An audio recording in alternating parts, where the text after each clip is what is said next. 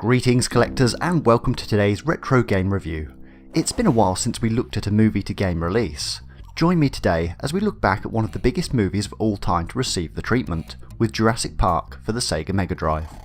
Now it's fair to say when someone mentions movie to game adaptations, you shouldn't get your hopes up too high, and I'll warn you that this is perhaps the best way to approach this game.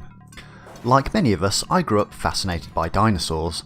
There's just a universal interest and appreciation of these magnificent creatures of the prehistoric world. So when Jurassic Park the movie landed in 1993, there was very much dinosaur mania for moviegoers. With Steven Spielberg directing and a solid cast of leading actors such as Sam Neill, Laura Dern, Jeff Goldblum and Richard Attenborough, the movie was always going to be a monster hit.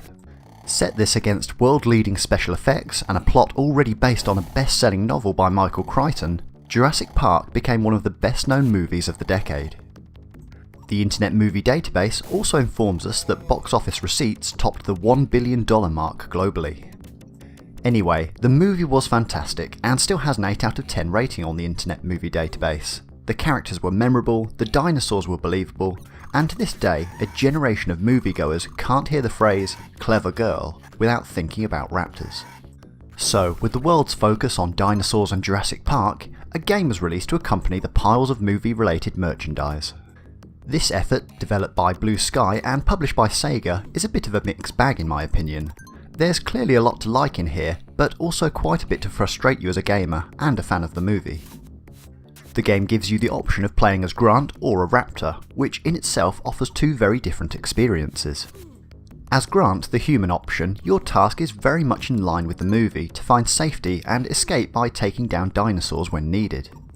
You have a decent enough inventory of tranquilizer darts and gas canisters. This is a little different to the movie, but let's face it, you're going to need some offensive weapons if you intend to take on dinosaurs one-on-one. Along the way, you'll work your way out of the jungle. This can be easier said than done. At times there are classic leaps of faith to reach the next platform. Take here for example, there's a springy ledge to bounce on. Now most gamers will do as I did and use it as a trampoline to the next platform. Wrong, this just led to a comical death. Generally you will be encountering dinosaurs very frequently and there is some skill to neutralising them to progress through the levels. In real life, one claw slash from a raptor would probably disembowel you. However, the game is much more forgiving and Grant can square up to most enemies and take a bit of a beating before you really run into any critical life bar problems. It would be unfair to say that the platforming elements are bad, it's just that they will take some time to get used to. This waterfall level for example, you get on the raft, navigate forwards, and are met with a horrible death. It's only by trial and error that you learn that you have to accelerate over the waterfalls to not fall down them. The other issue here is tying this back to the movie plot. I won't go into detail here, but let's just say very little of the movie is spent with Grant running around the sewer pipes with this Brachiosaurus, or running around an active volcano. Key scenes such as the T-Rex chase would have been nice to see, but it would also have been difficult to see how this would have been done in a way that fits the rest of the game. As a compromise, I think we can agree that the developers made a game with one of the main movie characters and made him run through dinosaur-themed levels. Still, who wants to play as Sam Neill when you can play as a raptor? This is perhaps where most of us were drawn when we first picked up the game. The promise of running around as a scaly chicken-like killing machine. To tell the truth, playing as the raptor is perhaps more fun, but again, not without some compromises. As the raptor, your goal is... well, it's whatever raptors do. Nominally, the game is set up that you're hunting down Grant, who almost always seems to escape at the last moment. The raptor can run, pounce, jump comically high, and take other dinosaurs and army out with a single slash. There's far less strategy in the raptor game, save for some simple puzzles, but overall more fun than Grant's run through. As with Grant's game, you'll start in the jungle but then go on to the power station, the pumping station, the visitor centre, and of course the newly created volcano level. Because volcanoes are cool, and let's face it, the game also needed a little bit of padding. For the most part, playing as the raptor will pose you no significant issues. Every now and again though, there are almost impossible jumps to make, which can get quite frustrating after a while. If it seems that I can't make up my mind on this game, it's because I really can't decide if it's a game that I could recommend or not. If the movie never existed, then this would be a fairly decent average platform action game. However, as a movie tie-in, it has to at least either support the movie or fill in extra backstory in my opinion. If it doesn't complement the franchise, then it just screams cash in. As much as I'd like to be cynical and tell you that, I simply don't fully believe it is. For a start, the graphics and sound effects are really decent.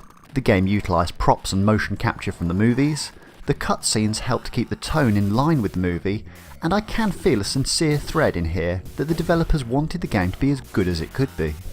On the other claw though, there are some unforgivable concessions. Firstly, why no extended cast? I can understand that a single protagonist makes sense, but why not have any of the other characters in the game help support the story?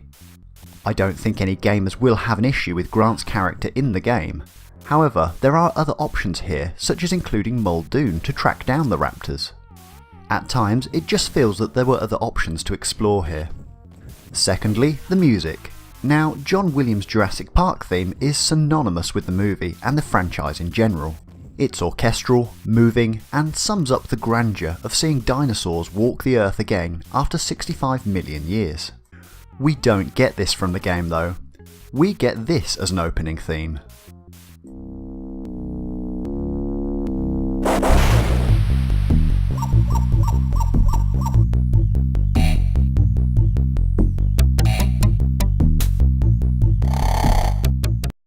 It gets worse though. Here are some of the tunes selected for the in-game levels.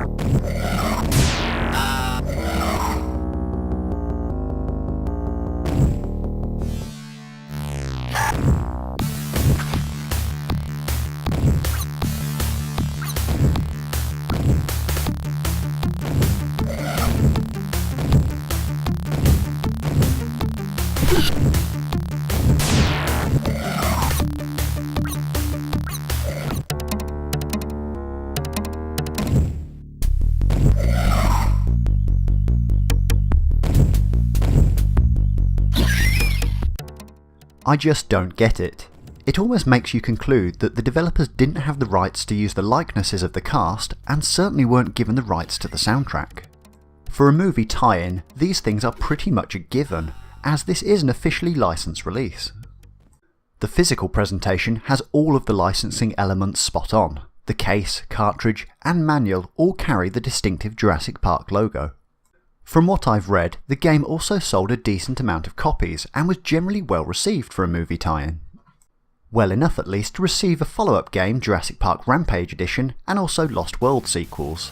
Games for another time, I think. So, there you have it, Jurassic Park for the Sega Mega Drive. If you enjoy mid-90s platformers with a dinosaur theme, then you are in for a decent experience with this one. However, it never reaches the point of being an outstanding game.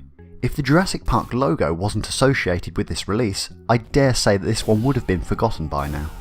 It's clear that some compromises were made here. Whilst the game only loosely follows the movie plot, this isn't necessarily a bad thing. The 2D format lends itself well to the intentions of the game, and overall I had a positive experience playing this one back in the day. Despite the obvious detractors, there is still a lot to enjoy here, and well worth picking up if you get the chance.